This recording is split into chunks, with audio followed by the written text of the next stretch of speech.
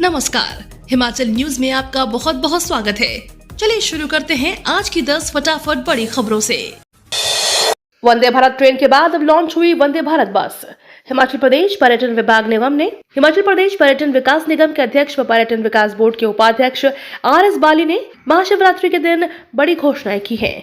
उन्होंने कहा, हिमाचल प्रदेश पर्यटन विकास निगम द्वारा हिमाचल प्रदेश पर्यटन वंदे भारत बस सेवा का शुभारंभ किया जा रहा है, जिसका फ्लैग ऑफ समारोह 9 मार्च को हिमाचल प्रदेश पर्यटन विभाग निगम के अध्यक्ष व पर्यटन विभाग बोर्ड के उपाध्यक्ष RS बाली द्वारा पालमपुर से सुबह 8 बजे किया जाएगा। सीएम सुक्खू बोले, आपदा में क्षतिग्रस्त मकानों के लिए 4-4 लाख रुपए की दूसरी किश्त जल्द। आपदा में क्षतिग्रस्त मकानों के लिए प्रदेश सरकार ने 2968 परिवारों को अब तक 3 लाख रुपए की किश्त जारी कर दी है। 4 लाख की दूसरी किश्त भी जल्द जारी हो जाएगी। इस जानकारी को देते हुए मुख्यमंत्री सुखविंदर सिंह सुक्खू ने कहा कि सरकार की ओर से जारी विशेष राहत पैकेज से अब तक 22,000 आपदा प्रभावितों की वित्तीय सहायता की गई है। प्रदेश सरकार राहत एवं पुनर्वास के लिए लाए गए 4500 करोड़ रुपए के विशेष राहत पैकेज से मदद कर रही है। हिमाचल में बड़ा धमाका होने की आशंका। हिमाचल की राजनीति में अगले सप्ताह कुछ बड़ा होने की आशंका दिखने लगी है। पंचकुला के ललित होटल में रखे गए 6 अयोग्य घोषित व 3 निर्दलीय विधायकों को उत्तराखंड के ऋषिकेश में शिफ्ट कर दिया गया है। भले ही इस शिफ्टिंग को सभी राजनेता सामान्य बताएं, लेकिन यह साफ संकेत दे रहा है कि विधायकों पर किसी तरह का सरकार का दबाव न पड़े या सरकार के दबाव से उन्हें दूर रखने के लिए यह कसरत की गई है। शनन हाइड्रो पावर प्रोजेक्ट पर हिमाचल और पंजाब आमने सामने। 99 साल की लीज खत्म। हिमाचल के मंडी जिले में स्थित शनन बिजली घर से पंजाब सरकार सालाना 200 करोड़ रुपए से अधिक की कमाई करती है। ब्रिटिश शासनकाल के समय यह प्रोजेक्ट 99 साल की लीज पर था। इस महीने 2 मार्च को लीज की अवधि खत्म होने पर हिमाचल का इस पर हक बनता था, लेकिन पंजाब सरकार खजाना भरने वाली इस दुधारू गाय को आसानी से छोड़ना नहीं चाहती है। यही कारण है कि पंजाब सरकार इस मामले को फिर से सुप्रीम कोर्ट में ले गई है। उधर हिमाचल सरकार भी अपना हक आसानी से छोड़ने वाली नहीं है। हिमाचल में अब प्राइमरी क्लासेस में अंग्रेजी में पढ़ाया जाएगा मैथ। एनसीईआरटी की तर्ज पर कम होगा बोर्ड का सिलेबस। हिमाचल प्रदेश की प्राइमरी कक्षाओं में अब अंग्रेजी में ही मैथ सब्जेक्ट पढ़ाया जाएगा। इसको लेकर हिमाचल प्रदेश स्कूल शिक्षा बोर्ड ने पाठ्य पुस्तकें प्रकाशित कर प्रदेश भर में मुहैया करवा दी हैं। इसके साथ ही हिमाचल प्रदेश स्कूल शिक्षा बोर्ड इस बार एनसीईआरटी की तर्ज पर बोर्ड क्लासेस के सिलेबस कम करने जा रहा है, जिसे शैक्षणिक सत्र 2024-25 में कम किया जाएगा। वहीं शिक्षा बोर्ड ने पहली और दूसरी कक्षा की पाठ्य पुस्तकों में भी बदलाव किया है। इस बार प्रकाशित पहली और दूसरी कक्षा की पाठ्य पुस्तकें नई राष्ट्रीय शिक्षा नीति के तहत तैयार की गई हैं। सीएम सुखविंदर सिंह सुक्खू का बड़ा बयान। कांगड़ा हवाई अड्डे के विस्थापितों को मिलेगा बेहतर पैकेज। हिमाचल प्रदेश के मुख्यमंत्री सुखविंदर सिंह सुक्खू ने कहा कि कांगड़ा हवाई अड्डे के विस्तार के लिए राज्य सरकार की ओर से अनुमति दे दी गई है। इससे विस्थापित होने वाले प्रभावितों को बेहतरीन राहत पैकेज देने का निर्णय लिया गया है। मुख्यमंत्री सुक्खू ने कहा कि हवाई अड्डे के विस्तार से कांगड़ा जिला के घोषित पर्यटन राजधानी के विकास को पंख लगेंगे। इससे पहले हिमाचल प्रदेश विधानसभा के बजट सत्र के दौरान 16 फरवरी को मुख्यमंत्री सुखविंदर सिंह सुक्खू ने कहा, उनकी सरकार ने कांगड़ा को पर्यटन राजधानी के तौर पर पहचान दी है। रामशिला से नगर होते हुए मनाली सड़क होगी डबल लेन। केंद्र सरकार खर्च करेगी 1000 करोड़। हिमाचल प्रदेश के किरतपुर मनाली 4 लेन बनने के बाद यहां पर सैलानियों की आवाजाही में भी काफी बढ़ोतरी हुई है। इसके अलावा अब कुल्लू से मनाली के लिए डबल लेन सड़क के माध्यम से सैलानी 40 से 50 मिनट के भीतर पहुंच रहे हैं।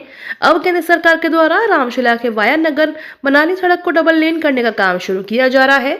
कुल्लू से मनाली के लिए 2 सड़कें के डबल लेन होने के चलते सैलानियों को भी काफी सुविधा मिलेगी और लोगों को भी मनाली का सफर कम समय में तय करने में मदद मिलेगी।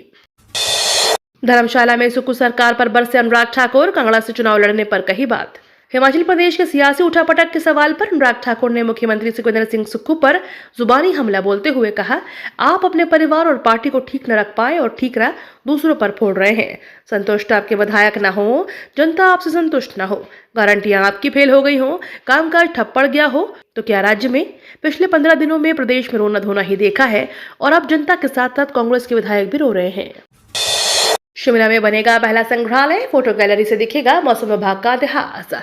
मौसम विभाग केंद्र शिमला की ओर से राजधानी में प्रदेश का पहला संग्रहालय बनाया जा रहा है।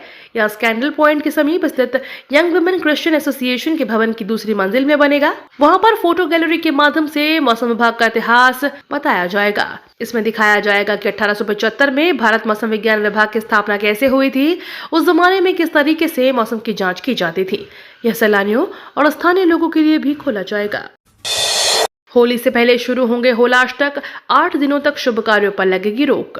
होली से 8 दिन पहले ही होलाअष्टक शुरू हो जाएगी। ऐसे में होलाअष्टक शुरू होने से लेकर खत्म होने तक सभी शुभ कार्यों पर भी रोक लग जाएगी। इसके चलते होली के त्योहार तक कोई भी शुभ कार्य नहीं हो पाएंगे। धार्मिक मान्यता के अनुसार होलाअष्टक के समय सभी प्रमुख ग्रह अपने उग्र रूप में होते हैं, जिसके चलते कोई भी धार्मिक कार्य करना शुभ नहीं माना गया है। ऐसे में होली के 8 दिन पहले ही सभी प्रकार के धार्मिक कार्यों पर प्रतिबंध लग जाएगा। बर्फबारी के 10 दिन बाद भी सड़क, बिजली और पेयजल किल्लत से जूझ रहे लोग। बर्फबारी के 10 दिन बीतने पर भी जनजातीय किला किन्नौर के हजारों लोगों की दुश्वारियां कम नहीं हुई हैं। जिले में ग्रामीण सड़कों पर HRTC की बसों की आवाजाही ठप पड़ी है। जिले के हजारों लोग अभी भी सड़क, बिजली और पेयजल किल्लत की समस्या से जूझ रहे हैं।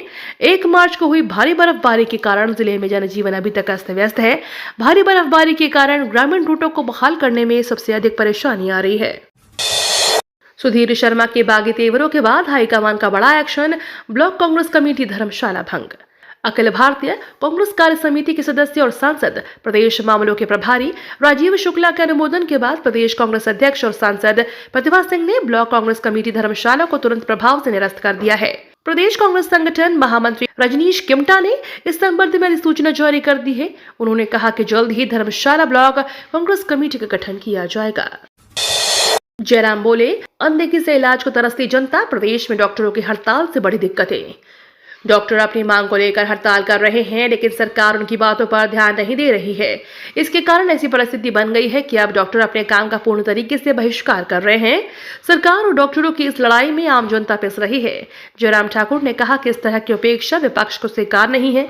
सरकार चाहे जो भी रास्ता निकाले, लेकिन प्रदेश के आम लोगों को, इलाज के लिए अस्पताल पहुंचे लोगों को किसी प्रकार की कोई समस्या नहीं होनी चाहिए।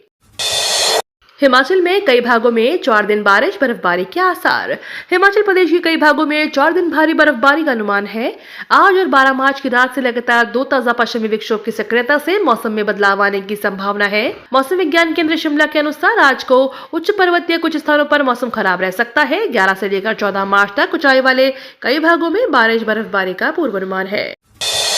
सरकारी बैंकों को गोल्ड लोन रिव्यू करने का आदेश। वित्त मंत्रालय ने इस हफ्ते सरकारी बैंकों को उनकी गोल्ड लोन बुक्स की समीक्षा करने को कहा है। चिंता की बात यह है कि सोने की कीमत में उछाल के बाद लैंडर्स ने मौजूदा लोन के ऊपर टॉप अप लोन देना शुरू कर दिया है। वित्त मंत्रालय के फाइनेंशियल सर्विसेज डिपार्टमेंट ने सभी सरकारी बैंकों को 1 जनवरी 2022 से हर गोल्ड लोन खाते की समीक्षा करने, कोलैटरल का एस्टिमेट बनाने के लिए कहा है। ये तो थी आज की 10 बड़ी खबरें। डेली खबरों से अपडेट रहने के लिए चैनल को सब्सक्राइब करना बिल्कुल ना भूलें।